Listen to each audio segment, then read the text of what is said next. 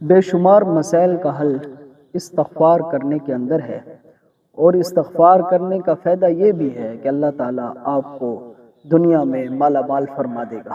سب سے پہلے معجم الاوسط کے اندر موجود ہے، حضرت زبیر رضی اللہ تعالیٰ عنہ بیان کرتے ہیں کہ نبی پاک سرور کائنات، مغفر موجودات، زینت بزم کائنات صلی اللہ علیہ وآلہ وسلم نے فرمایا، جو بندہ اس بات کو پسند کرتا ہے کہ کل قیامت کے دن جب نامہ اعمال میرے ہاتھ میں دیا جائے اور میں اس نامہ اعمال کو دیکھ کر خوش ہو جاؤں، تو پھر فرمایا کہ اس کے لیے یہ ہے کہ اسے چاہیے کہ وہ اپنی زندگی میں استغفار کو لازمی کر دے۔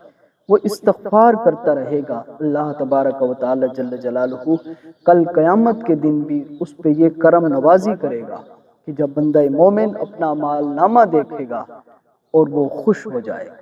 سنن ابو داؤد شریف کے اندر حدیث مبارکہ ہے، حضرت عبداللہ ابن عباس رضی اللہ تعالیٰ عنہ فرماتے ہیں کہ نبی کریم سرور کائنات صلی اللہ علیہ وآلہ وسلم نے فرمایا، جس بندہ مومن نے استغفار کرنے کو لازمی کر دیا، وہ ہمیشہ اپنی زندگی میں استغفار کرتا رہا۔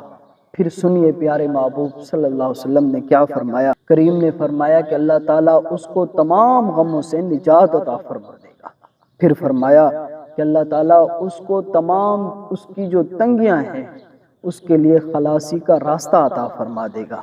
اور پھر تیسری بات ارشاد فرمائی، کریم نے فرمایا کہ جو استغفار کرنے کو لازمی کر دے گا اپنی زندگی میں، اللہ تعالیٰ اس کو وہاں سے رزق عطا فرمائے گا جہاں سے اس بندے کا وہم اور گمان بھی نہیں ہوگا، اللہ تعالیٰ وہاں سے اس کو رزق عطا فرما دے گا۔